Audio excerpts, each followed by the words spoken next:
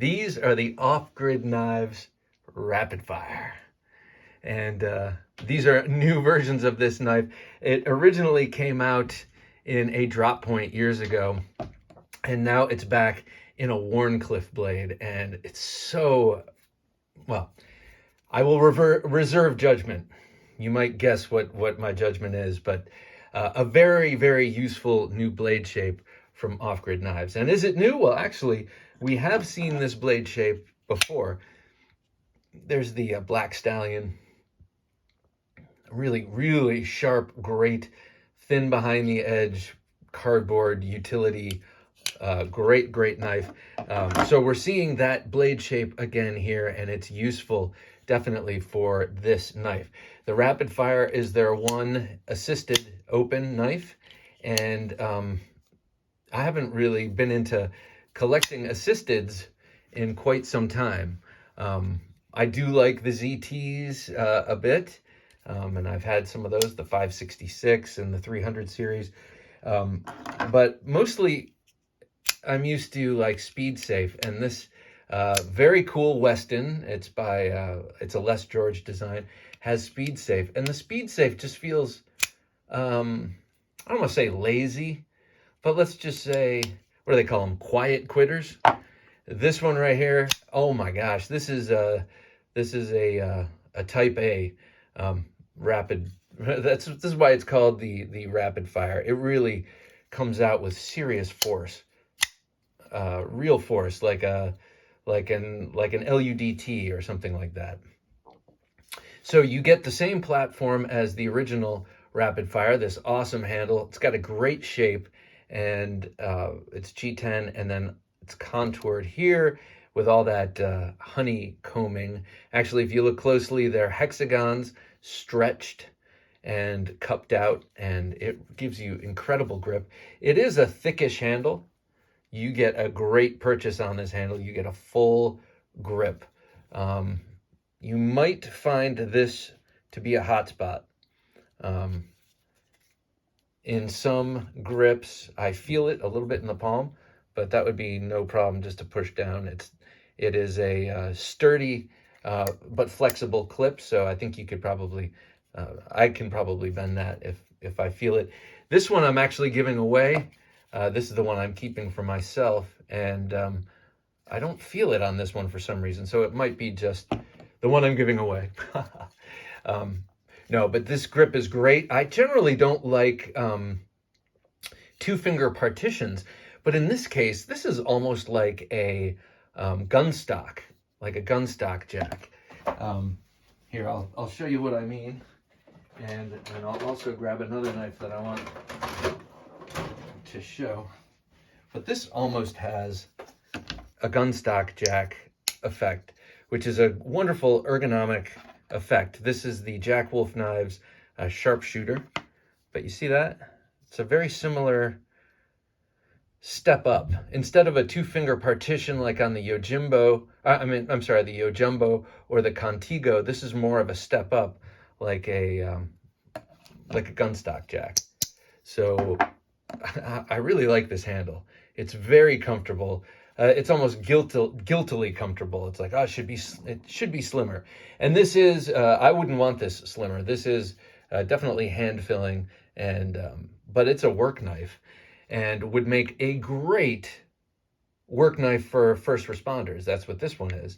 I'm going to put this over to the side. This one is for first responders, as you can tell from the orange handle. I like the sort of black and orange. It's sort of Halloween-y. I don't have anything like that. So this is the first in my collection. And then it's got a glass breaker, a very nice glass breaker, and a different one from the Enforcer. Now, we know the Enforcer here. This is Off-Grid Knives Enforcer. This is an intimidating knife. This is a tactically, I mean, this is a great work knife, awesome utility knife, but it's a little bit extra. And just like that glass breaker, it's just a little bit extra. You know, is it a glass breaker or is it a pain compliance device? The answer is yes, of course. So right here, it is a little bit more about rescue, I would say. But it does not affect your ability to hold it in reverse grip the way this one does. I gotta say, on the XL Enforcer, I just would not put my thumb up there because of that. I'm not going to take that out. I'm going to leave that there. I have one of these in my car. This is a special edition Red Dawn version with this and the 154 cm. But I have the D2 version in my car for the glass breaker effect. And I will always leave the glass breaker on. These things are grippy enough and have that flipper tab. If I need to bear down like this, my hand's not going to go anywhere. I just like the thumb there for extra security. But here, you can do that. You have the loop over clip and this thickness here where you can rest your thumb next to the glass breaker and still get nice penetration. Now, I'm not sure why you would need that with this knife, and is that the most effective way to use a knife with a tip that's kind of going off in that direction? No, this is better for these kind of cuts, well, utility kind of cuts, draw cuts, pull cuts, and that's where these ergonomics come in handy again. Look at this.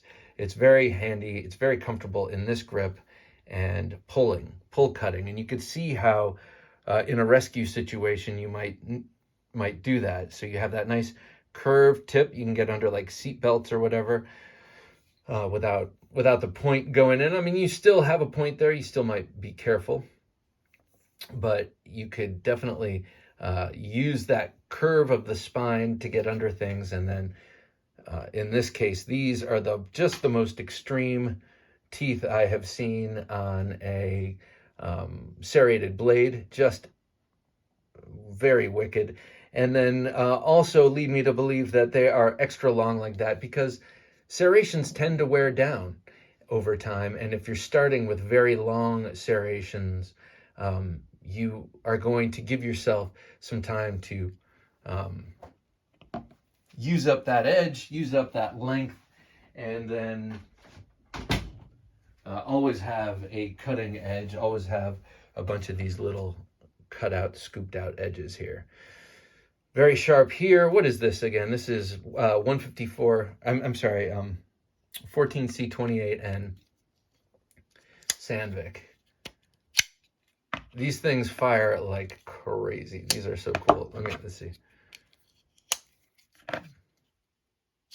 Yeah, they fire really beautifully. I think this one will be, I'm not moving this to the car because, well, maybe I will move this to the car. This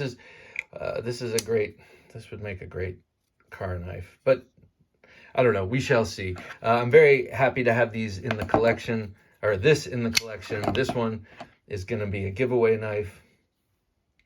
So keep your eyes peeled for that. Now, let me show these off with, here, I'll put this one over here. Let me show these off with some other knives. First, just for size comparison, here it is with the RSK Mark I Mini. It's a 3-inch blade, and here it is with the PM2. Similar blade length, similar blade handle, actually. Very, very similar ratios here. This just beefier.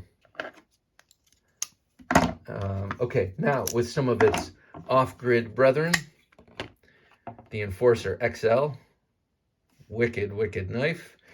Also the Enforcer EDC, which is a 3 1/4 inch. What an awesome little EDC knife that is. And it's not that little, but here it is with the Black Stallion. Same, just about the same proportions here too. A little bit broader is the Black Stallion. Let's see. Cayman XL. I should show it with the Cayman EDC because I think that's probably a more popular knife, but this XL is so cool. Look at this big Bowie knife. So audacious in design. I would love to have this. I'd love to have micarta scales for this. Green micarta would look cool on this. So that's the XL. Here's one of my favorites. They're all one of my favorites, but I love this. Even the sound of this one. That's the Rhino. Great knife. And if you like the Rhino, but it's too much knife, you can always get the baby Rhino, which is teeny tiny, but the same exact proportions, including the same width, just very small. and it fits perfectly in hand. It's a great small EDC knife. Okay, well, thank you for checking this out.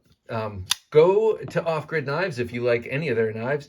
I have an affiliate link. I'll put it in the description below. One of the few affiliate links I have accepted, and I will happily promote this company, because I absolutely love their knives.